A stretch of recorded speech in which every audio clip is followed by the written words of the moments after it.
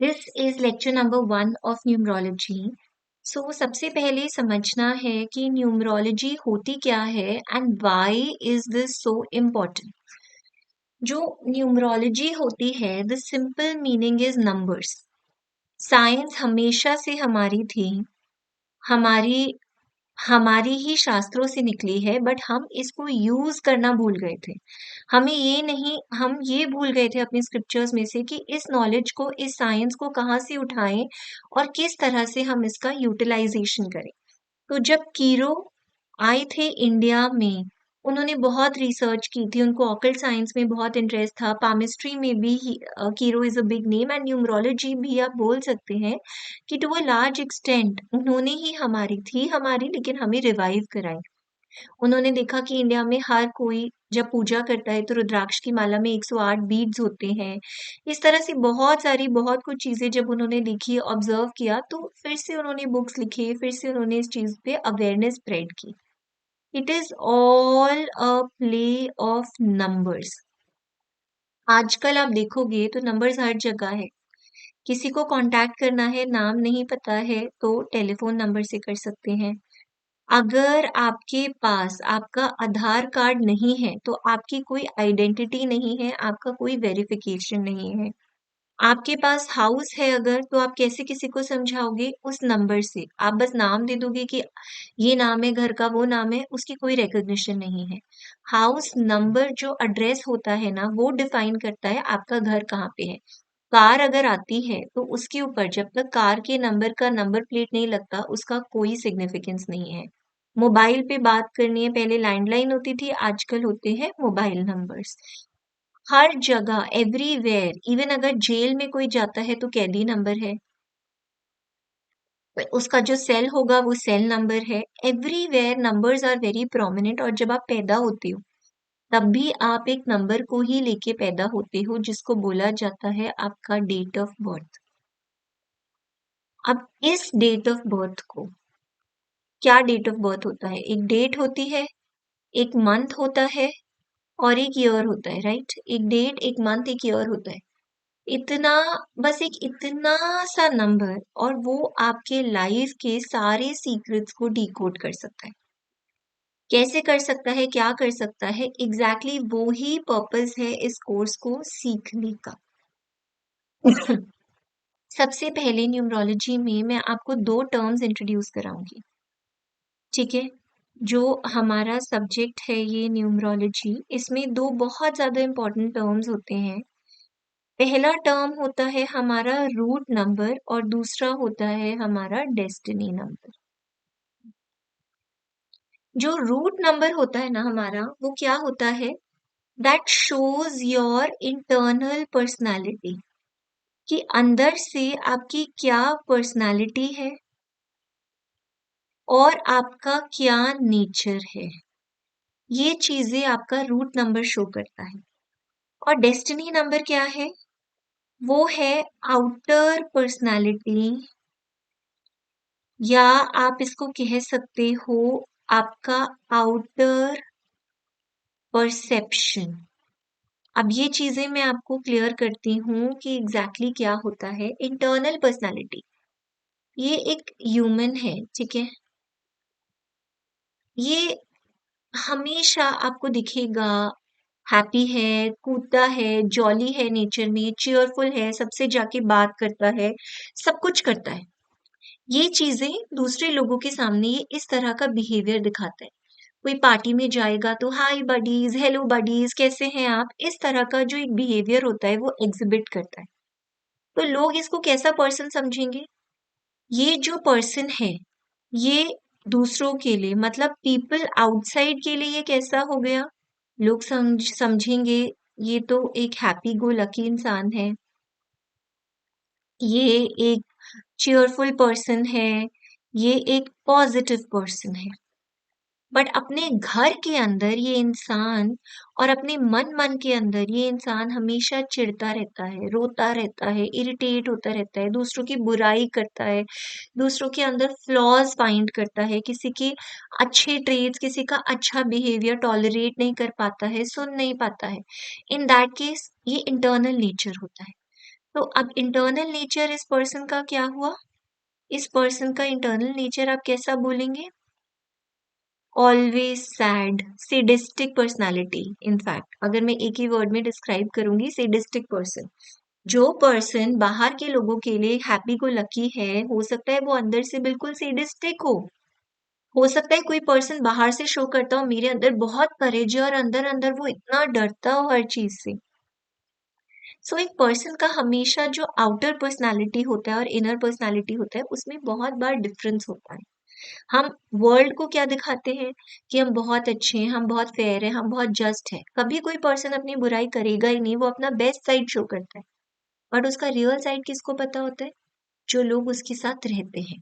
सो ये जो real side है, जो आप एक्चुअली आप अंदर से आपका जो सोल है वो क्या फील करता है, that is called your root number. और जो आपका आउटर साइड है, जो दूसरे लोग आपको परसीव करते हैं, that is your destiny number. और इन दोनों के कॉम्बिनेशन से भी एक पर्सन के नेचर को हम बहुत जज करते हैं। अब ये नंबर्स हम फाइंड आउट कैसे करते हैं? किसी का डेट ऑफ बर्थ है सपोज 31 दिसंबर 1990, तो रूट नंबर कैसे फाइंड होता है? Root number simply means the total of your date of birth. आपका डेट ऑफ बर्थ है 31, तो रूट नंबर क्या हुआ? 3 + 1 = 4। ये हो गया आपका रूट नंबर सिंगल डिजिट में। अब अगर किसी का डेट ऑफ बर्थ है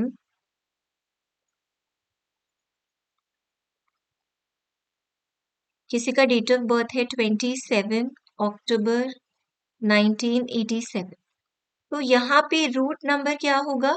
सिर्फ आपकी डेट का टोटल 27 का टोटल, विच मीन्स 2 + 7 = 9। किसी का डेट ऑफ बर्थ है 2 जुलाई 1982, तो रूट नंबर क्या हुआ? Just the date of birth 2।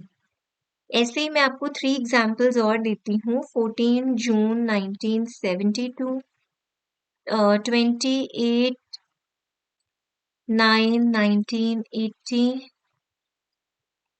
30/10/1988। अब इन तीनों में रूट नंबर कैसे निकालेंगे? यहाँ पे क्या हुआ रूट नंबर? डेट का total which means 14। So this is 1 + 4 = 5 हो गया रूट नंबर। यहाँ पे रूट नंबर कैसे निकल पाएगा? 2 + 8। 2 + 8 = 10। इसको हम फर्दर सिंगल डिजिट में रिड्यूस करेंगे 1। यहाँ पे कैसे होगा रूट? 3 + 0 = 3। रूट नंबर निकालना आया हमें। अब डेस्टिनी नंबर कैसे निकालेंगे हम? डेस्टिनी नंबर होता है पूरी की पूरी डेट का टोटल।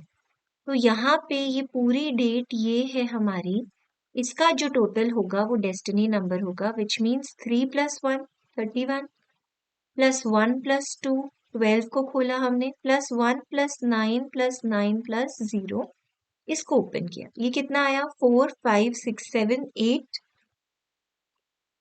8 + 9 = 17। यहाँ पे क्या हुआ? दिस इज 17 + 9 + 0 इज, अब ये हो जाएगा अगेन 17, उसको सिंगल डिजिट में करेंगे 8। अगर हम यहाँ पे डेस्टिनी नंबर निकालेंगे, अब ये कैसे आएगा? फिर हम पूरी डेट को टोटल कर देंगे और हमेशा सिंगल डिजिट में आंसर लिखेंगे। 2 + 7 + 1 + 0 + 1 + 9 + 8 + 7, जो भी ये टोटल आएगा सिंगल डिजिट में 8 9 10 in 20, 20 + 8 is 28, ये आया 8।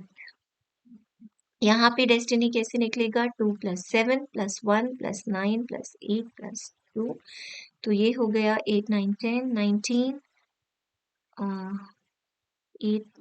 8 9 10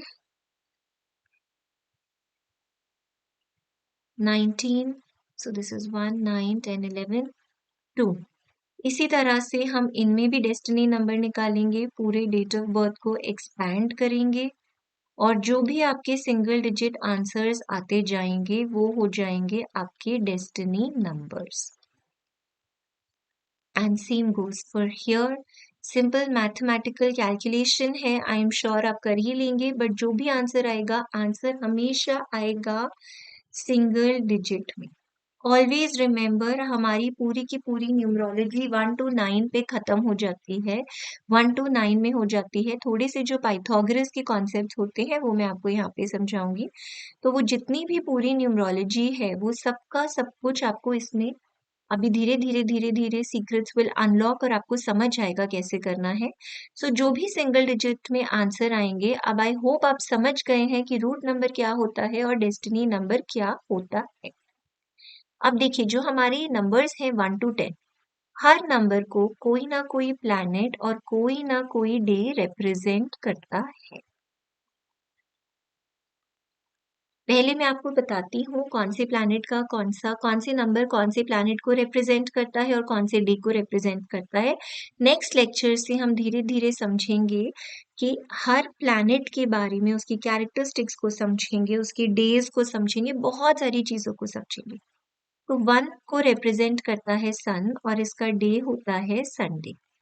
2 के लिए होता है मून और इसका डे होता है मंडे। 3 मीन्स जुपिटर यानी गुरु, इसका डे होता है थर्सडे। इसको एस्ट्रोलॉजी से कंफ्यूज मत कीजिएगा किसी भी चीज को। जो नंबर 4 होता है वो होता है राहु, इसका कोई दिन नहीं होता है, इसकी रेमेडीज किए जाते हैं पर्टिकुलर डे पे, वो डेज मैं आपको समझा दूंगी। नंबर 5 मीन्स मर्क्यूरी, जिसका दिन होता है वेंसडे। नंबर 6 मीन्स वीनस, इसका दिन होता है फ्राइडे। 7 इज केतु, अगेन इसका कोई पर्टिकुलर डे नहीं है, कब रेमेडीज करनी है वो मैं आपको एक्सप्लेन कर दूंगी। नंबर 9 होता है मार्स, जिसका दिन है ट्यूसडे। नंबर 8 होता है सैटर्न, जिसका दिन है सैटरडे। क्या दिन है, क्या प्लैनेट है, कैसे रिलेट करेंगे, क्या समझेंगे, सब कुछ हम पूरा डिटेल में एक एक प्लैनेट को समझेंगे।